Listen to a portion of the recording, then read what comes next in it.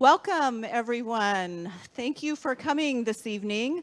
My name is Jennifer Berner. I'm the Parks and Enrichment Services Director here for the City of Mount Vernon. So great to see all of you guys here this evening. I know it's a little warm in here. We're trying to do the best we can with having the doors and the windows open.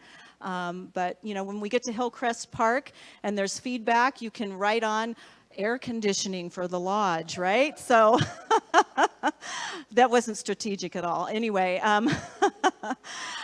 want to welcome you all here. And first of all, just to kind of give you a little bit about, if you don't know what a PROS plan is. So a PROS plan is a Parks, Recreation, and Open Space Plan. And what that is it's an opportunity for the city to have a strategic plan about how to move forward with our parks and recreation system. And this, when we complete this plan, it gets certified by the state. And then the other thing that it does for us, it does a lot of different things, but one of the funding mechanisms that opens up for us is it allows us to go for some state grants. That's where we can get some larger chunks of money. We have to compete for that, so it's a very competitive process, but at least it opens that door for us to be able to compete for that level of grants, where right now we're not able to because we don't have a up-to-date PROS plan. So this plan, we're hoping that we'll get it completed sometime in the fall. It's a process that we go through, and part of that process is community engagement, which you guys are helping us with this evening. We've done some surveys. We've got a lot of feedback on that, which we'll share with you a little bit tonight. We're going to give you a little bit of background on how did we get to where we're at right now. And then we'll do a little workshop engagement at each of the tables, and we might ask you to kind of pair up at tables and make a full group. And we'll have a facilitator at each of the tables, and then we'll round it off the evening with sharing with each what we have from each of the groups. And then as we do the presentation, please, if you have questions, raise your hand, and we will address those questions as we can as we go through the presentation part of it in the beginning. So with that, I will introduce Tom Beckwith with Beckwith Consulting. He has been hired, we have hired him to help us work through this process. And I'm going to have Tom kind of lead you through the next steps here. Thank you very much for coming. Thanks, Jennifer. There's a member of our team here too, Jennifer Kuselas. Would you stand up? She's our landscape architect. But she's forcing me to do all the talking tonight. So now part of what we're going to present up here is also on your table, and that's kind of print out of the PowerPoint. But let's treat it as a workshop. So as we go through, if you have any questions, you can stop. And as long as we don't get way late on it, we'll make it more of a workshop format than a presentation. Now, this is as good as we're going to get on the image. Do any of you want to move up to the closer table so you can see, or can you all see where you are? You're all fine? Okay. This is our overall process. There's 5 tasks, as you can see here. And there we're looking at about a 7-month schedule. We want to be done and adopted, as Jennifer said, by the end of the year so we can submit it to the state. In the boxes are the things that we completed so far. We've done a retreat with the Planning Commission and the City Council. We've done outreach surveys, which we'll show you tonight for residents and school students. We've updated the demographics. We looked at repair and replacement needs for every park site. You'll see some examples of that in the PowerPoint itself. We've looked at demand. I'll show you what that looks like. And now we're updating the plan elements. Next, please.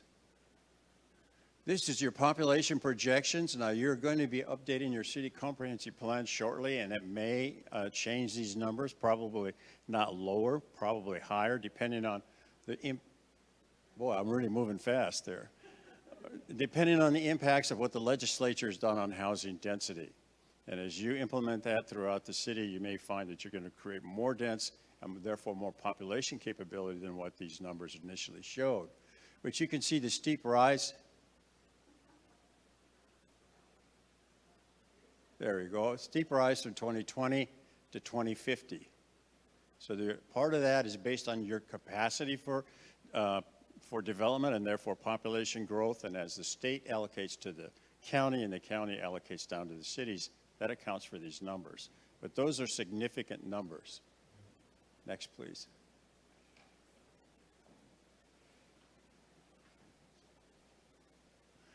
This is what it looks like in your age groups. Now, this is 0 to 4. This is 85 plus. The blue is 2010. You can see you're similar to what we call a family community. A lot of kids at the bottom, and then it comes in ages as you go forward. But the red bars, if this trend continues, is what you will look like in 2050.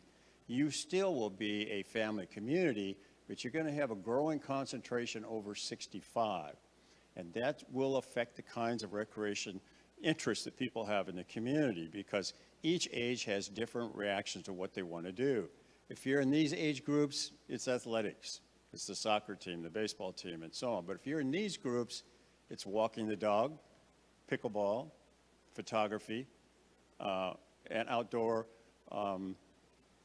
conservation interests, environmental interests. So we'll see what that does to your demand projections if that holds true. Next, please. Now, these are your activity volumes. Every year, the State Recreation Conservation Office, that's the central park and recreation planning agency for the state, does a 6-year a diary survey every 6 years to determine throughout the state what people do. That's actually what activities they do and how frequently they do that. And they do that with a random sample across the state. But it gives us participation rates, percent of the population that participates, and the number of times they do in each activity. So what we're able to do is take that, multiply that by, as you saw, the number of people in each of your age groups, and then collate that for these specific activities. I know it's a little hard to read on this chart, but for example, that's a social event, and this is sightseeing. The blue bars are what your volumes would be in 2020 if everybody did this within this community, and the red bars will be what it will be by 2050. Now, the greatest volumes I put where the arrows are, that's playgrounds, that's walking in a park setting, that's observing wildlife. Now, these tend to be the more athletic activities, but you can see the volumes here are starting to reflect somewhat the impact of your aging population, and it will get more acute as you go forward, and that will change the kinds of activities in the parks and the kinds of activities that will be of interest.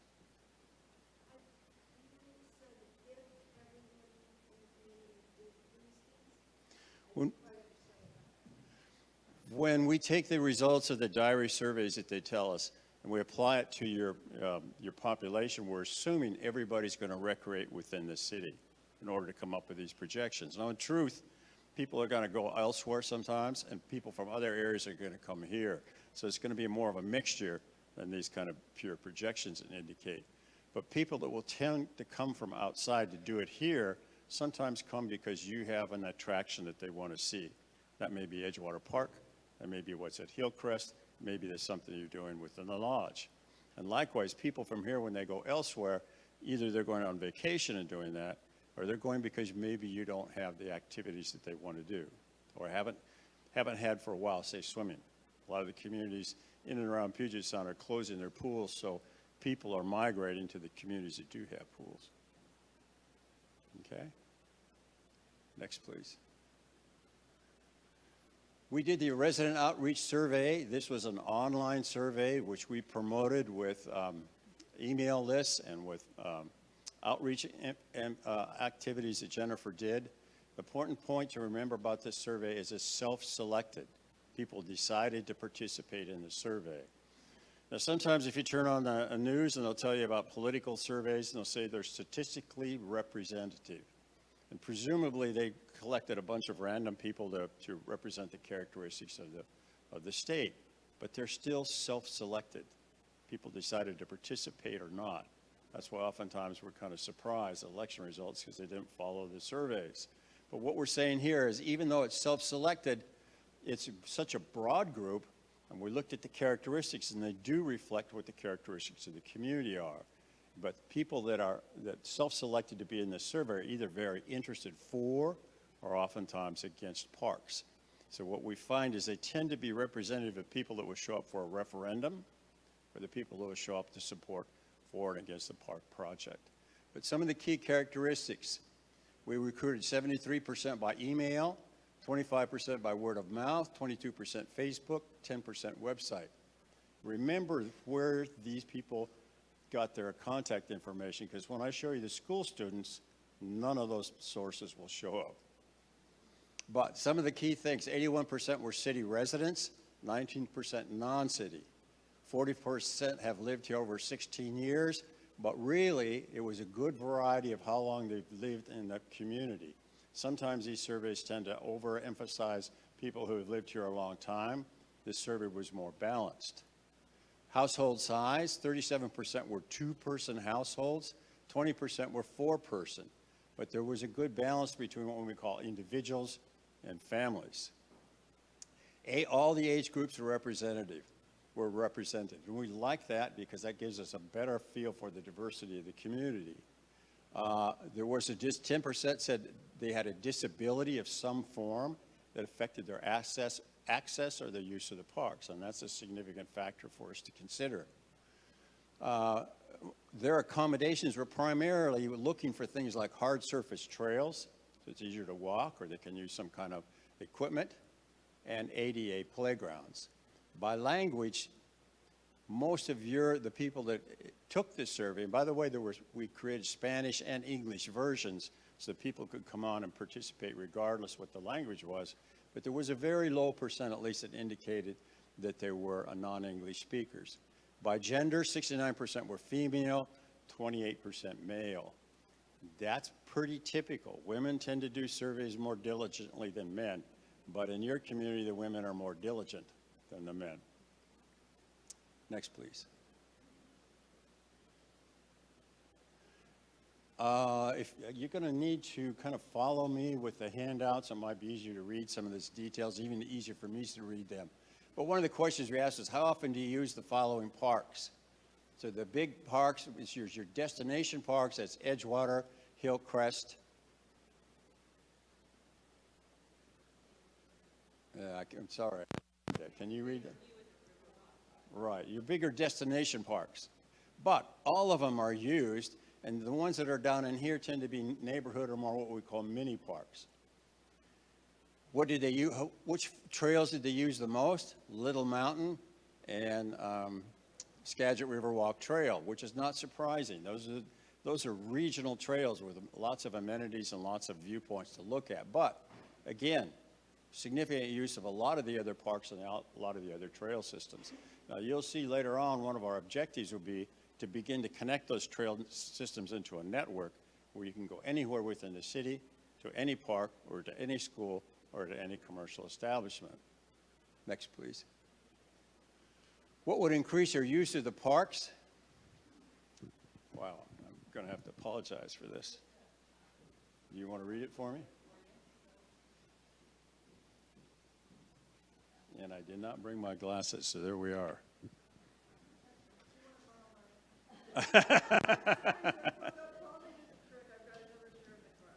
Well. You just try it. This is kind of cool. Thank you. I've been there before. Do I look as good as I think I do? Yeah. You look great.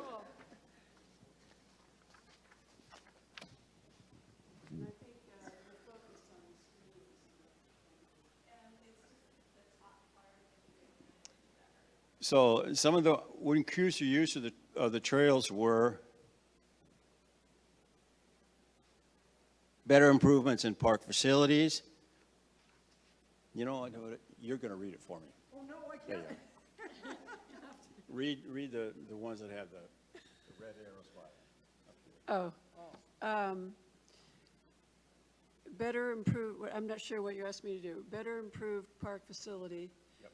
And then what do I say? Down the next arrow down here. Okay. Better improve safety in the parks. Better improve park grounds.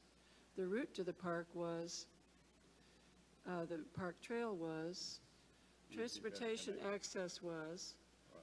We need buses. We need a van. Okay, enough of that. But you can see that the only reason we flagged this is that we're reading the highest priority from the right to the left. So the more of this color, the higher the priority. But you can see there's a need for every one of these, and we will incorporate all of those as we're looking at the parks site plans, as you'll see later on within the process. But these were certainly the most significant things for us to pay attention to. Now, how important are the following features? The three arrows, trails and open space, walking and biking paths, picnic facilities, and Picnic facilities and shelters. So those had the highest oranges. But really, what we did was we didn't just use this bar to determine what they were. We did what we call an average weight. So the average weight was if it was a lowest priority, that was 1, if it was low, it was 2, if it was in the moderate, it was 3, if it was a high, it was a 4, and a 5 was the highest. And then we multiplied every response we got for each of those 5 and then divided it. And that's what gave us then a score for each one of these characteristics. And that's why these areas are called out. But again, you can see there's no lack of interest in a lot of improvements that they would like to make. And you'll see in a park site to park site indication how we use these findings. Next, please. We did the school student outreach survey, 743 completions. That's a lot of kids. Now, by the way, we did have an incentive for the adults. We took whoever completed the survey, they could ask us to give this email so we could keep them advised of what we're doing. And we also said that we'd give you a lottery drawing, a gift certificate for $250. We did the same thing for kids, but it was $50. But $50 is a lot of money for a kid, and it certainly showed up in how they participated. But they were also very interested in the kinds of questions that we were asking them. So by age, 33% were in the 13 age category, 15% were in the 17 or 19 high school category. But you can see there's a good distribution of those age groups, and we focused on the middle school and the high school. By gender, they're pretty even now, male and female. By school, Mount Vernon High School was the biggest volume, followed by LaVenture Middle School, Mount Baker Middle School, and the 1% other were from the private schools within the city. How do they get to school? 35% by bus, 33% are driven, 19% drive, but 12% walk and 1% bike. We would like to improve the walking and biking capability if we develop a network of trails. Years lived in Mount Vernon, well, that depends on how old they are, but the best way to communicate to them was text, cell phone, group chat, Instagram, friends, and email. You see no adult sources like Facebook and so on. So if you're dealing with kids, you're going to in a different environment, you have to use different outreach tools to get their attention. Next, please. Which parks do you use? the yellow, right? Little Mountain Park, Baker View Park, Hillcrest Park, Kiwanis Park. Okay, but you can see these volumes in here reflect the smaller parks, the neighborhood parks and so on that are distributed throughout the city. So there's a smaller potential using population for them. But these generally also correlate with what the adults said were the bigger parks, the destination parks. Then we said, which trails do you use? Hillcrest Park paths, Kiwanis Park, Boardwalk, Kushan Trail, Little Mountain Trails. The one difference here is when we asked the adults, they went to the Riverwalk and they went to Little Mountain, destination trails. But you can see as this shows up, kids are also going to go to the closest trail that they can get to without an assistance. So that's why it's important to do a network system for park trails. Next, please. What is your favorite park activity? Hiking and walking and making friends. Okay. Now the making friends in here, one of the key issues when we ask kids and even adults, what's the most important thing that they like to do when they go to a park? It's hang out. They just want to be in that space. Now they'll also want to recreate and do other things, but it's really to go to that place to hang out. Then you connect with friends, you connect with nature, you connect with whatever it is. So that means in a lot of cases, parks are a hangout place, a respite if you want, from other activities. Then we asked, what facilities would you add? Trails and open spaces, sports courts for basketball, athletic fields for ... Dog parks. And just community gardens on that one, that's an important one. Community garden. But you can see there are priorities for almost every kind of activity. But it was interesting, at least to me, the dog park showed up so much in the kids' age group. Usually that's considered more of an adult activity, but obviously it's not here. Next, please. One question I didn't show you that we asked them is, what would you most like to do? Socially network, volunteer, do something for the community besides volunteer, environmental activities, for example, or get a job. And we asked them, are you currently involved in that? Do you want to be involved in that?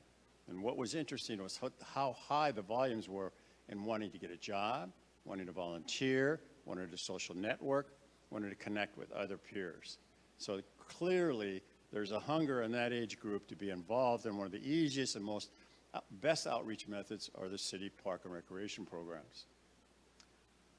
Now I'm going to show you some of the assets. So this is a list of your 27 parks, and you can see in the green, this is where they are. This is Little Mountain, this is Edgewater, that's Bakerview. But you can see the concentration kind of in here. One of the questions later on was we're going to ask what's the walkability distance to the rest of the community from these parks.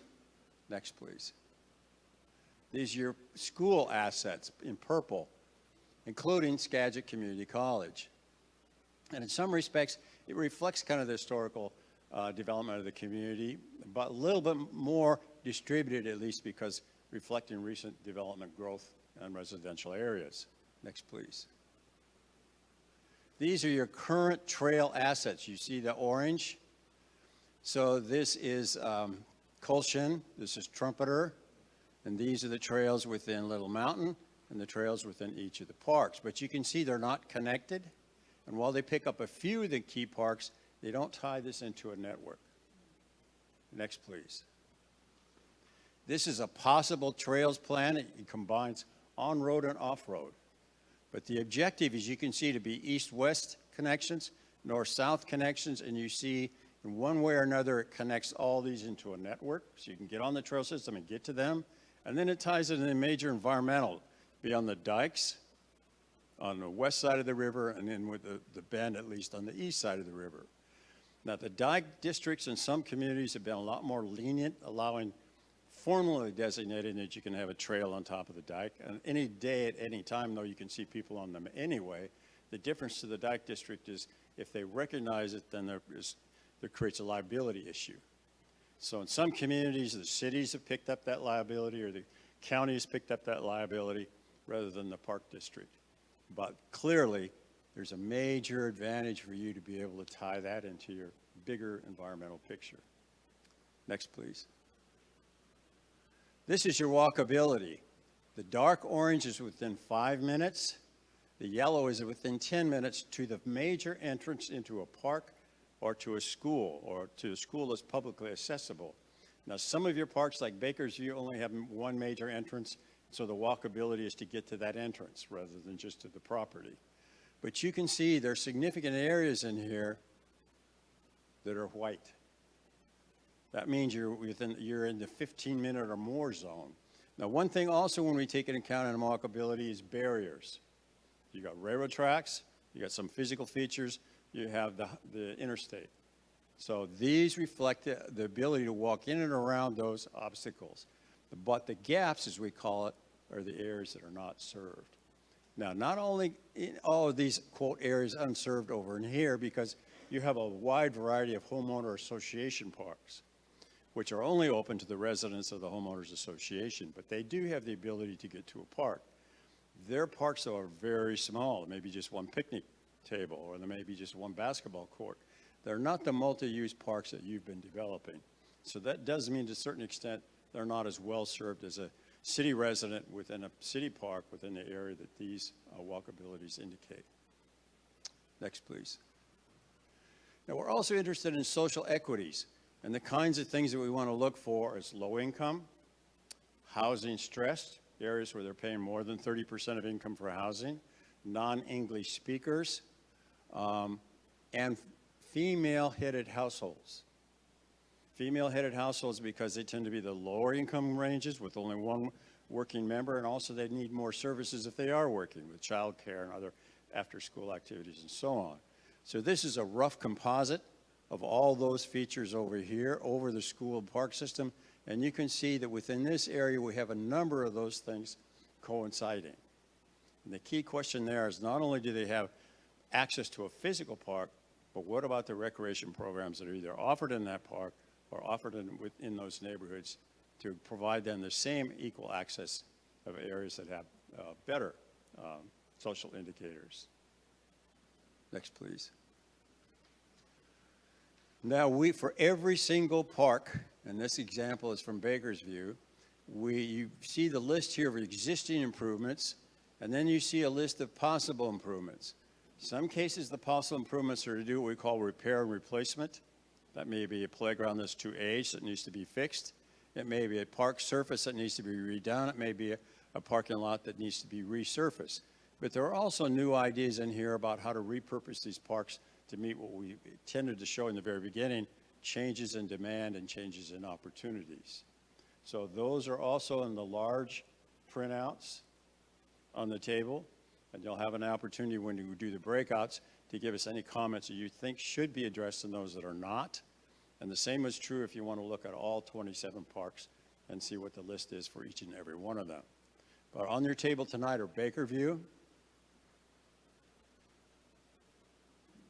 Bonnie Ray,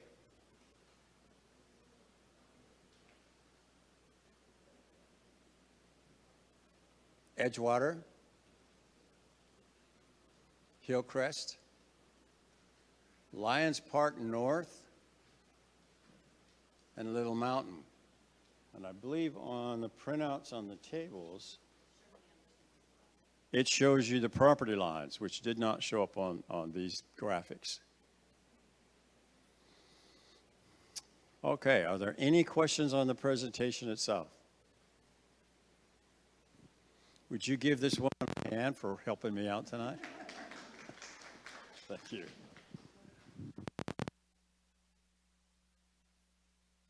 What we'd like to do at this point is we'll kind of circle people up at the tables, and if there's empty spaces, it looks like this table might be full.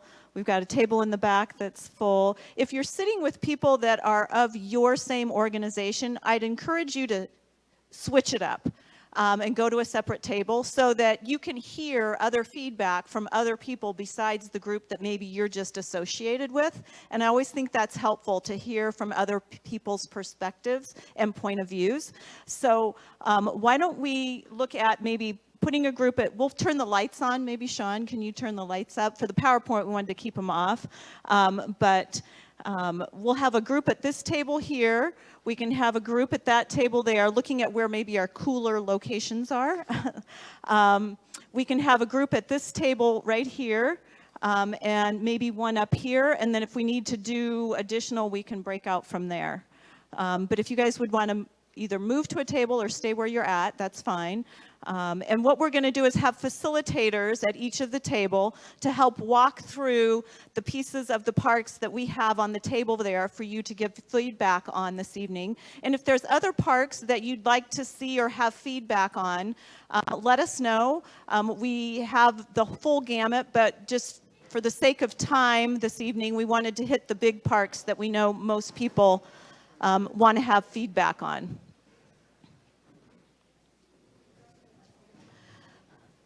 So with me here this evening, I have some of our staff here. So with us is Sean Cochran, and he is our Parks Operations Manager. So he's over all the parks crews here. I have Brooke Allegiant, and she is one of our recreation coordinators. So all of those rec programs that you see happening in our department, she's one of the two people that help make that happen. And then I have Rochelle with us this evening, and she runs our front office and does all of our special event and all of our field scheduling. So these are folks that intimately know our parks to some degree, and they will help facilitate at each one of the tables. And we'll get started. We'll go ahead and just have the breakout sessions. Will give us about a half hour to go through some things. We'll check in, see how people are doing. If we need a little bit more time, we can do that. And then we'll have each group do just a little mini presentation of what kind of were the highlights that came out of your group. And if you can leave your stuff, you can write on the big tabloid sheets. And we can write on the maps there as well. And if you can leave those at the end of the meeting tonight, so then we can use those, capture all that great information that you guys are providing for us to be able to roll that all in and keep assessing all of the information that we have. So part of this is we did the survey, we took some of that information, rolled that into what you see in those improvements. Now is the time for us to take it back out to the community and say, did we capture it right? Did we hear you right? Are there things that didn't get said that needed to get included? And then we'll take this information, we'll sort through it again, and then we're going to be diving back out to the community and getting some more input. So by the time that we get to the end, we've had several pieces of community input to help us get as close as we can to figuring out what Mount Vernon community, where are our needs, and what is it that we need to make our park system better and stronger. So with that, I'll go ahead and just, Brooke and Rochelle, do you guys want to just grab a table and I'll fill in wherever you guys.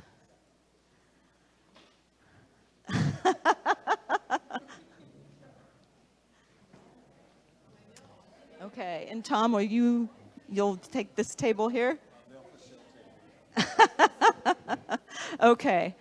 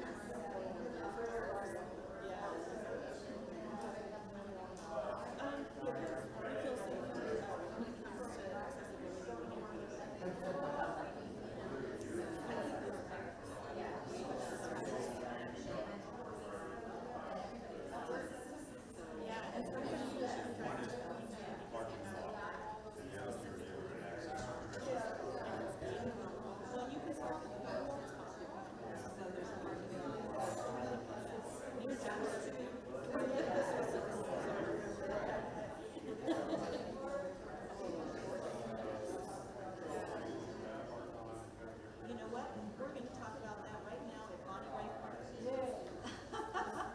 That's right up next.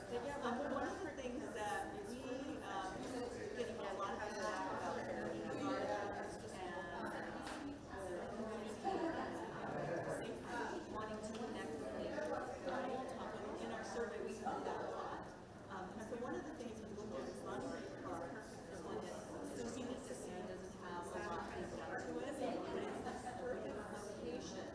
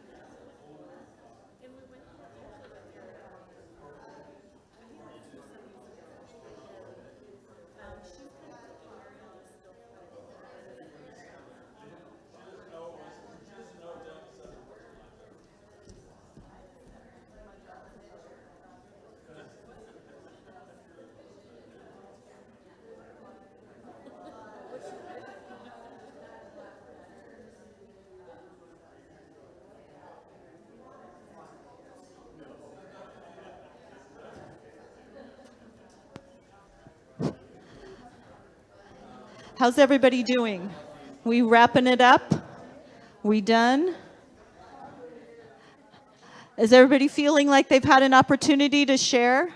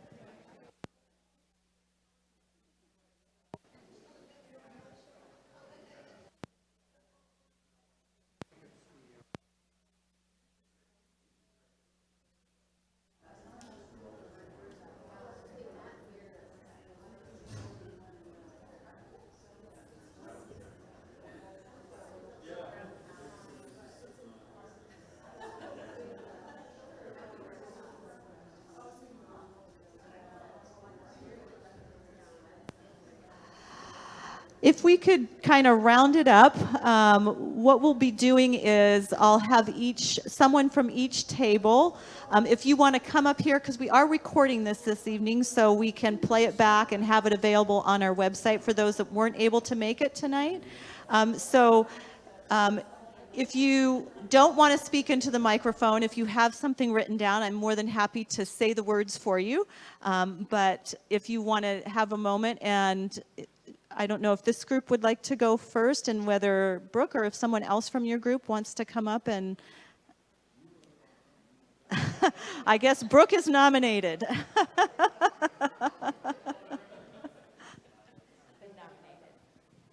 Thank you. So our group here at this front table, we talked a lot about trail connectivity. I think that was one of the prevailing topics that we were really passionate about. We also talked about the difficulty of scheduling sports within the fields and the desire for more field spaces to work with, especially as the community grows. And then we also just discussed a lot of like invasive removal and overall health of parks and our group's desire to protect Sherman Anderson Park. And to protect and restore, because that's a really beloved park in this community. That's our summary. Thank you. How about this group back here? Is there someone who'd like to come up and summarize what you guys chatted about? You can't speak till you get up here, and you got to use the microphone. Rules, rules, rules, I know. So we had the exact same conversations, literally. I would say the one thing that we also did talk about was safety and installing cameras in more of our more secluded areas, especially some of the trails, particularly the Colshan Trail. But other than that, it sounded like we had the exact same conversation as Table 1. Great, thank you. How about someone from the back table? Okay, Sean.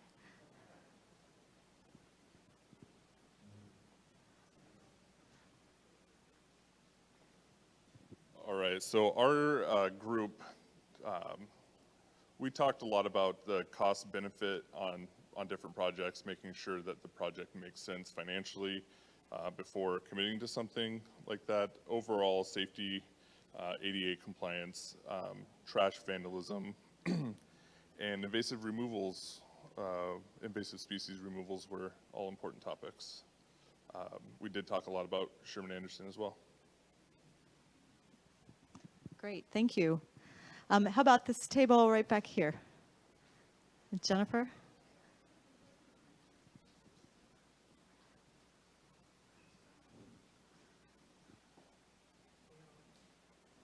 So we had a little bit of a different spin from the other tables.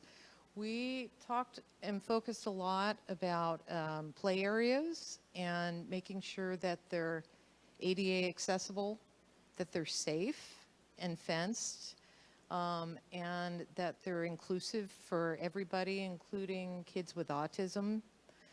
And also looking at maintenance of parks, making sure that the parks looked loved and well cared for. And did I miss anything else? Anything?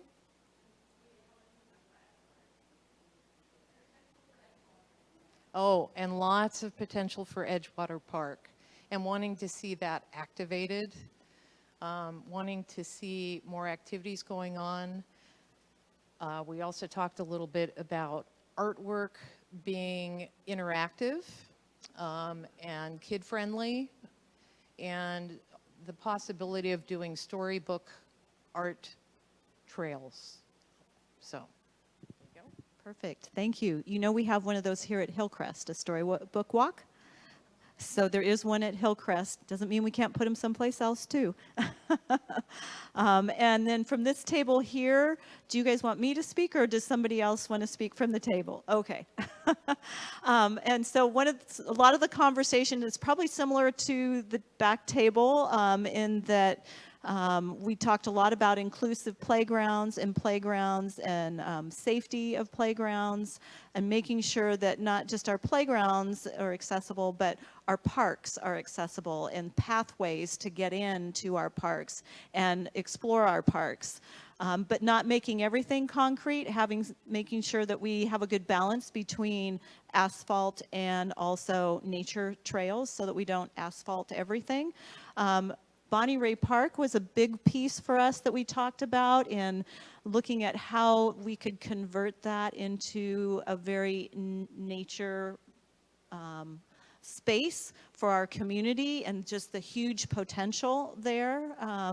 Excited everybody at our table, community gardens and all of those kinds of elements and adding that into our parks.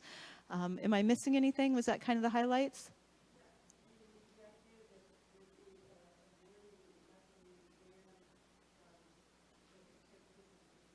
Oh, and some accessibility. How do we access the parks? So connectivity that we were kind of talking about at some of the other tables as well, but also is there some sort of vehicular transportation that could get people who maybe are not able to walk or ride a bike, but get them to a park in our community.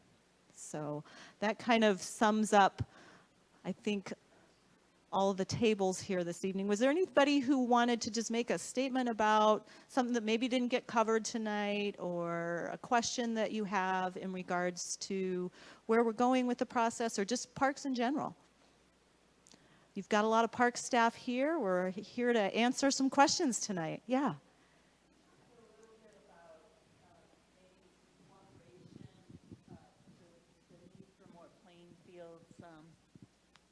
Maybe playgrounds but maybe some cooperation between the school district and like, for instance, like over here at Lincoln Elementary School, there's a big playground and open field area there. If there could be some cooperation between the park and the school system to make use of some of those fields that the school systems have, yeah.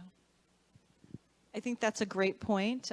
It's something that is on my list, and we started some conversations this year, and they kind of went got a little diverted, but I don't give up easily, and so we'll kind of make another turn and come back and start having some more of those kinds of conversations. I feel real strongly about that as well. Those are public spaces, and we have a lot of ball fields there. And places for us to be able to access. And so how can we create that partnership? I believe that we're going to get there. It's just going to be a little bit of time, but we're going to get there. And I think there's some good leadership on the school district side and on the city side, and we're going to continue conversations to figure out how we can make some of that work. Because that is kind of where we need to go in the future, I think. Yeah.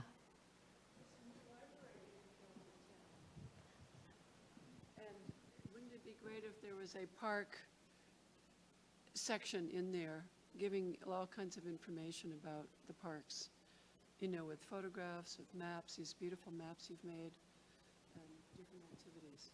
So her question is, you know, with the new library going in, is there a way that we could actually have some information in the library about our parks, our park system, some maps. So I think that's a great idea for us to consider and look at. And I know that there's opportunities for us to probably explore with the library staff and see how that, something like that could play out. Absolutely. Yeah. Well, going forward, before I say that, any other questions? Okay. Going forward, we're going to take all this great information that got written down tonight, and like I said, we're going to pull it all together, kind of reshuffle the deck, and then we will be doing some presentations to our city council and our planning commission, getting some feedback from them, and then we're going to follow up with some more community engagement later on, and we'll let you know when that is. We'll send you out emails. Are you registered with us some way, somehow, that you got the information this go around? If not, I think we had a sheet of paper going around, and make sure you sign up on that. And thank you so much for your input, for being a person who cares about your parks and your community, because we certainly do.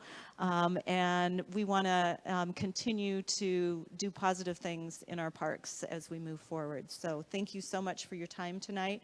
There is water. We tried to be environmentally friendly. We have boxed water. And then there are some cookies back there too. And if you want to stay and kind of chat a little bit, that's fine as we do some cleanup. Thank you very much. Appreciate your time.